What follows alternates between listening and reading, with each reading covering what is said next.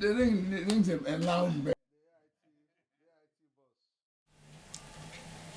ought to have started my journey from here. I ought to have come to see you. Because you were a respected and strong member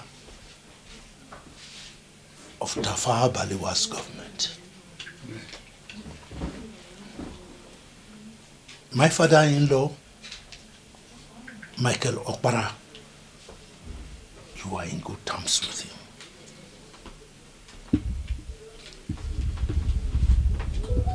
So we have a history.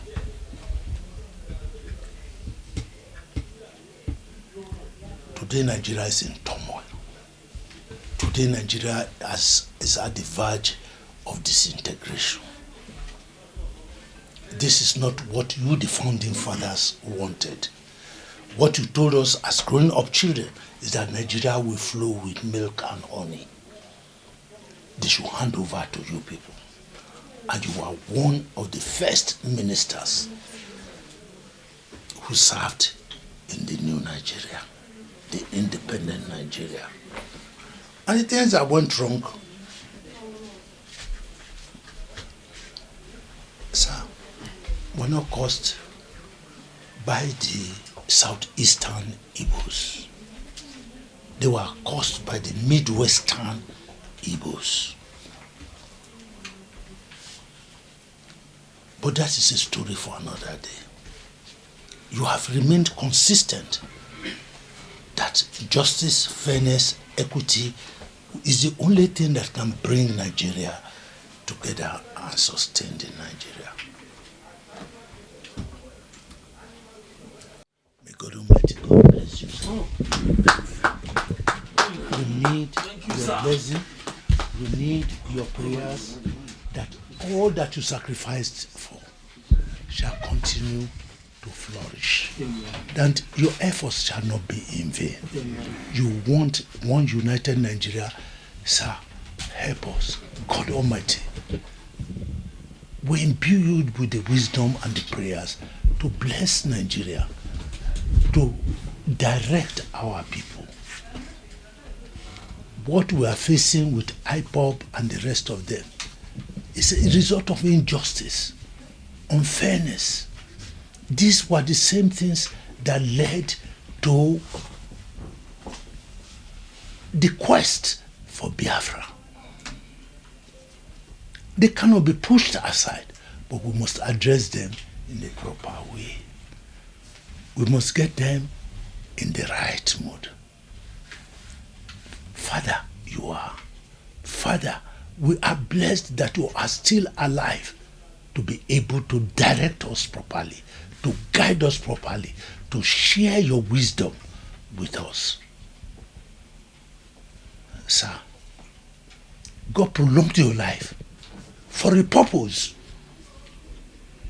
And that purpose, you must lead us. You must guide us. It is not violence. It is not separationist movement. We just have to come and find a common ground that can help us. Sir, the challenges that we have today is that the Southeast has been neglected. The Southeast, by the administration that is in power, has treated the Southeast as they are no human beings and denied them everything. Sir, we have a son, Waziri Atiku Abubakar, who is married. He has 6 children who have a right to the claims of this place. He will not treat the Southeast wrongly. He will be fair and just to every part. He is connected everywhere. You are the last standing person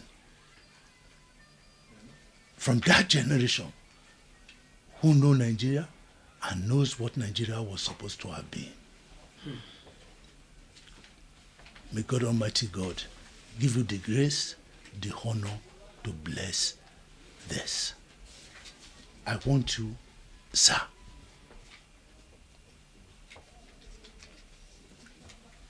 talk to your ancestors. You are close to your ancestors. You are close, you are the father of the land now. It is only through you God can talk. Let us rally round and support Waziri Atiku Abubakar. May God so give you the grace, sir.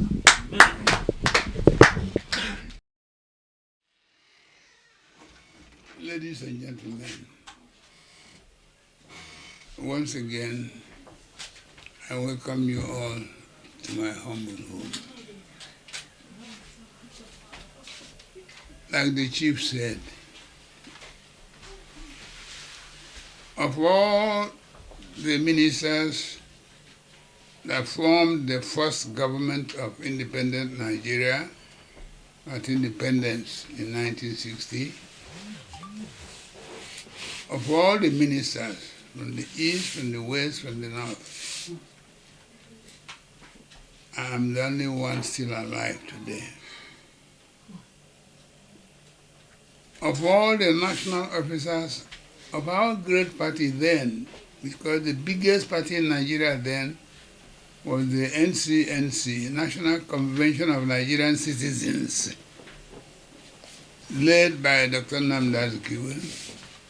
Of all its national officers from time to time, elected and re-elected from time to time, of all of them, Azikiwe, Kola Balogo, Fred McQueen, and Mbadiwe, Father Usi, Kanu, and the rest of them, I'm the only one still remaining on this planet. Of all the Zikis, the people who fought the radical battle of the NCNC, I'm one of the two remaining in Nigeria. One is from Benin. David and myself in Anambra. He died a few years ago. But I have always believed, and I have always said it openly, God has his purpose for leaving me. Because throughout this long experience and training, God is placing me in a position to know things, to see things, the right thing and the wrong thing, the good and the bad, the wealthy and the wretched. I've seen all. And God believes, God expects me to use my experience all these years to still play a role at a critical stage in the existence of this unit called Nigeria in the world. That is why at times I speak. Often, when any government whatsoever in Nigeria does anything wrong or do things that are not to the benefit of the common public, I speak out. Maybe that is why I'm hated by them. Maybe that is why I'm not recognized or respected by them. For example, as of today, not one government in Nigeria has considered me worthy of a national award. I don't have any award in Nigeria. I don't have any award in Nigeria, but it doesn't bother me. Two, not any government in Nigeria asks whether this man is living or dead, whether he is feeding or hungry. Not one government in Nigeria, state government, regional government, federal government, remembers me. I don't earn a copper from anything. They don't say anything. They don't give me anything. When Obasanjo was in government, he used to send me at Christmas, usually a cow, a bag of rice, and some 100,000 naira. He sent it for about 3 or 4 times in his time. That was the only benefit I have ever got from any government in Nigeria. But God has kept me alive. And that situation will not stop me saying that good is good when good happens, that bad is bad when evil is perpetrated. Like now, the southeast, the Igbos of the southeast of Nigeria are being crushed. They are being treated like slaves in their own country. They are being treated like second-class citizens in their own country.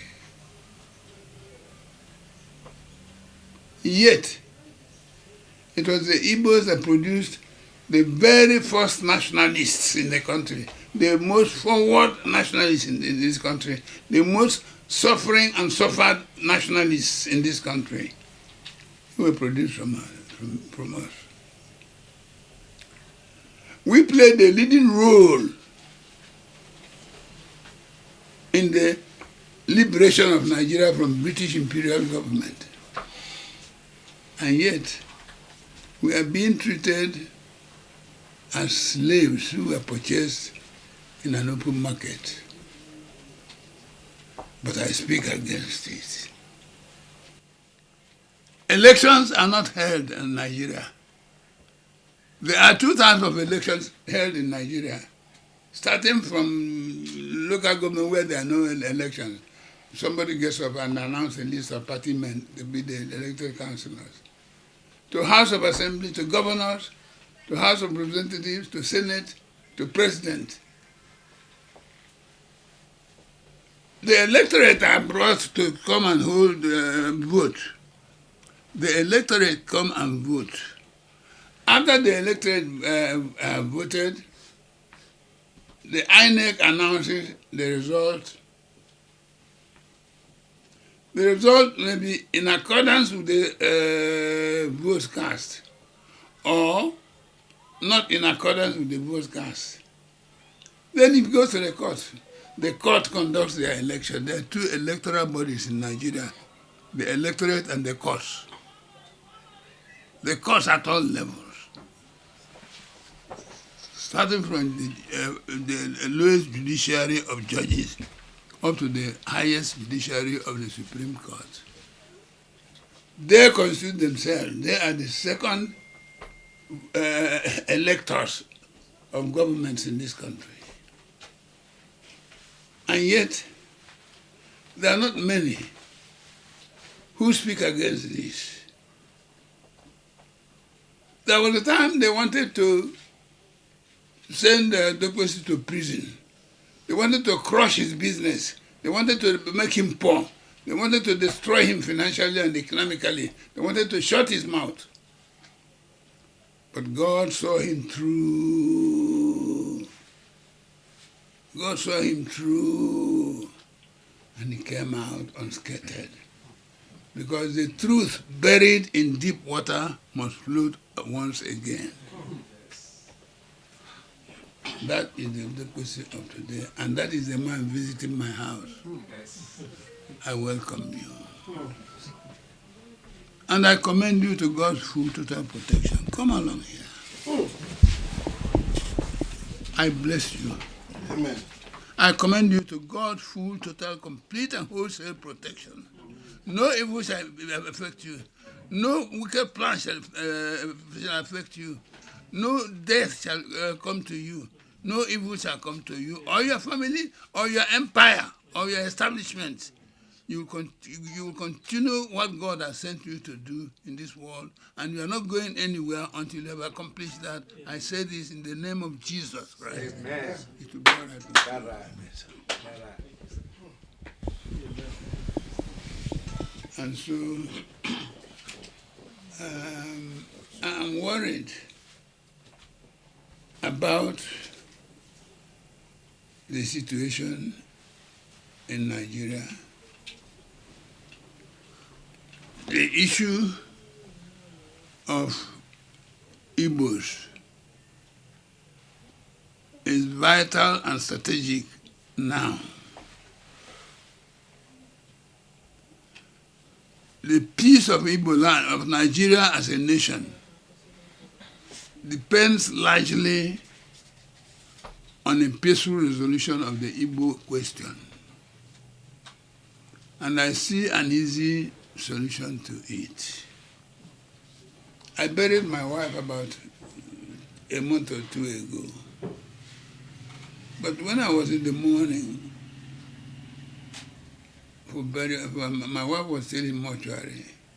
I had cause to go to New, and I found the wretched condition in which Igbos are kept in this place. People are stopped on the road. Women are made to rise or dismount from vehicles, raise their hands above their head. Pregnant women, women with children at their back, and so forth. Ordinary businessmen.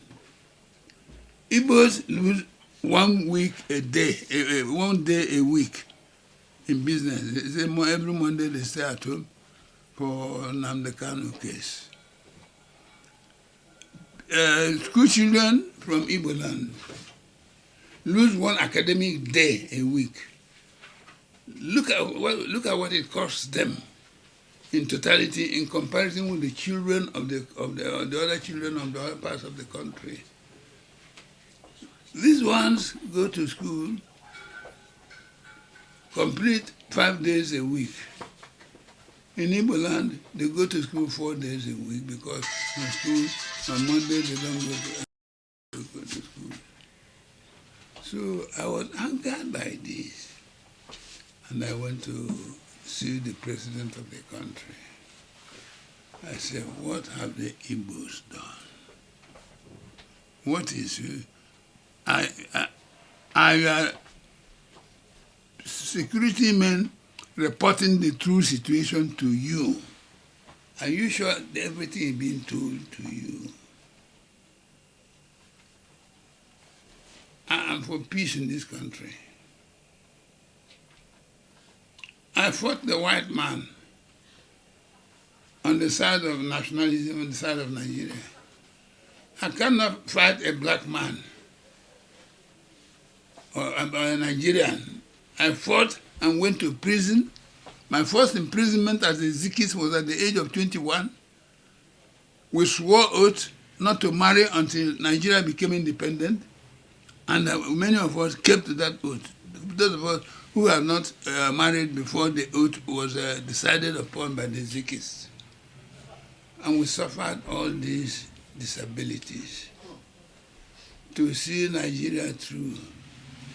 And today, me, the only representative alive of these great nationalists, I'm thrown by the roadside and swept off. I'm swept off with the death of the parlor in favor of those who were opposed to independence at that time. I belong to a political party that believes solidly in one Nigeria, and nobody will say that he loves one Nigeria more than or better than the Igbos in this country. In our time,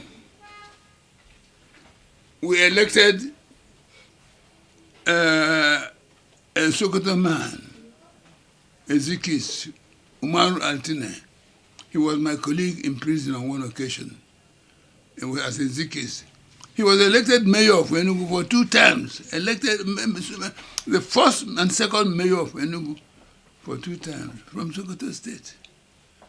We elected the head of a Hausa community at Onitsha, Eza Hausa at Onitsha, Umaru Yushao, Alhaji Umaru Yushao. We elected him a member of the Eastern House of Chiefs. He was a member of the Eastern House of Chiefs. We elected John Umolu from Esako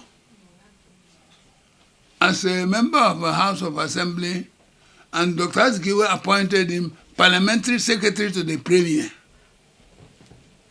My uncle, sir, my father, that John Umolu. John Umolu? I'm a descendant of John Umolu. You see, nationalism runs in line, in blood.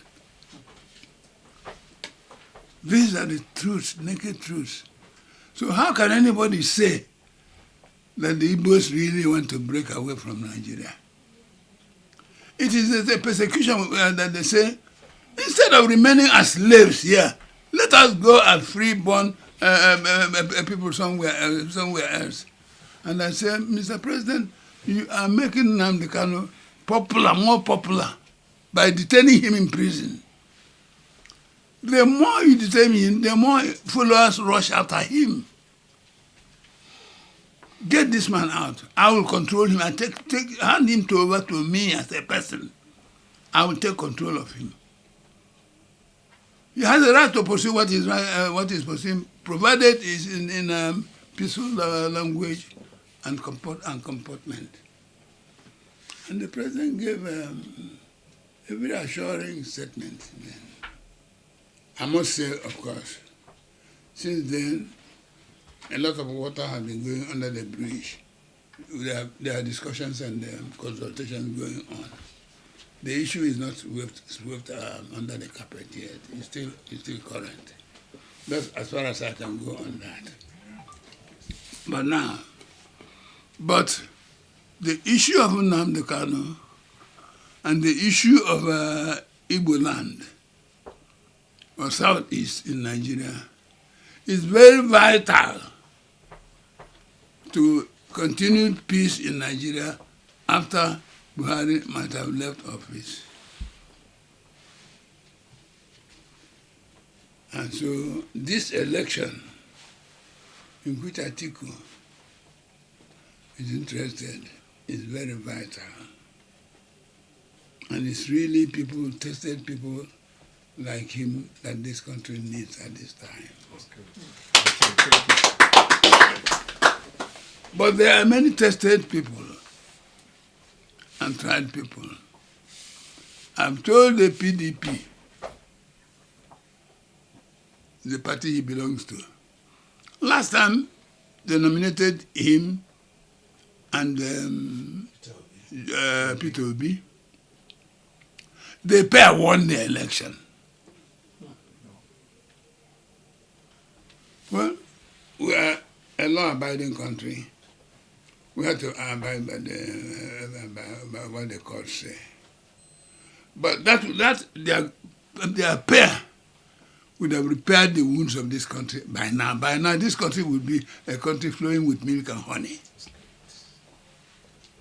Because in economics and planning, Peter Obi has demonstrated it, and everybody has seen it where he ruled, and honesty. Atiku, in personal achievement, Atiku is not seeking office for wealth or for power or for any aggrandizement, but to let the country see the benefit of his own experience. But the PDP has a vital role to play. So many people are springing up from the PDP, from the southeast, from the Delta area, from Delta State. I hear somebody from Delta State wants to stand. And they're not finished yet.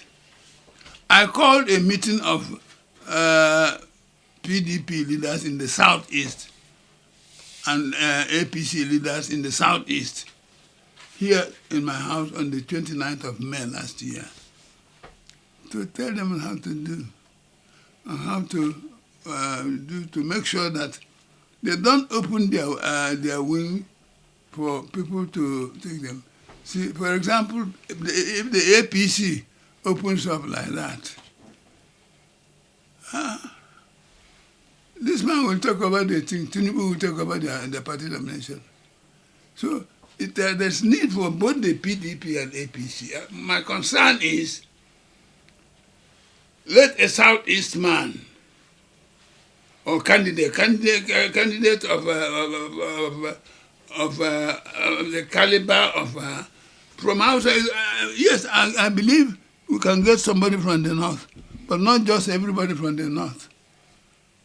For example, you cannot get the governor who orders the killing of Zangon Katafa people to come and be your candidate. I didn't mention any name. I didn't mention any name. So,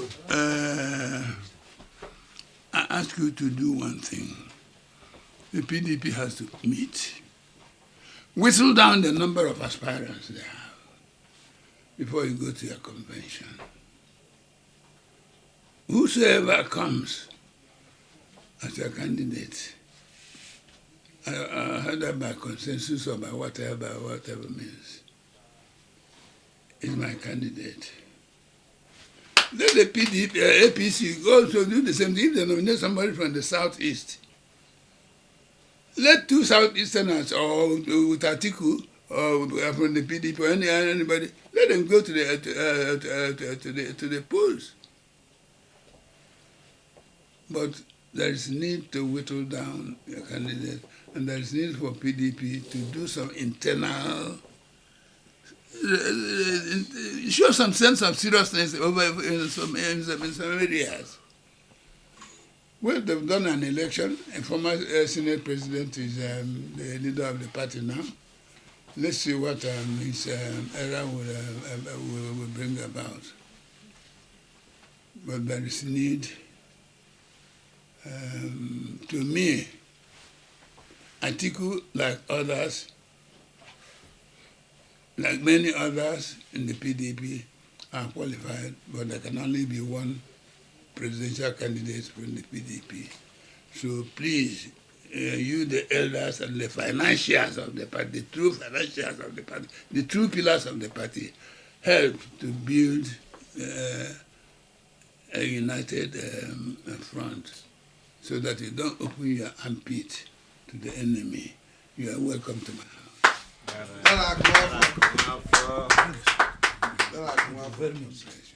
Atiku is married to an Onitsha girl or something from Anambra State. He was married from somebody from Anambra State. Oh, when the campaign started, by the grace of God, he becomes the guy. He must come here now as my Ogo. Then he will come down with palm wine. Yes. Not whiskey, not champagne. My champagne is my drink, I'll let you know. But he should come down with ordinary palm wine as my Ogo. Thank you, sir.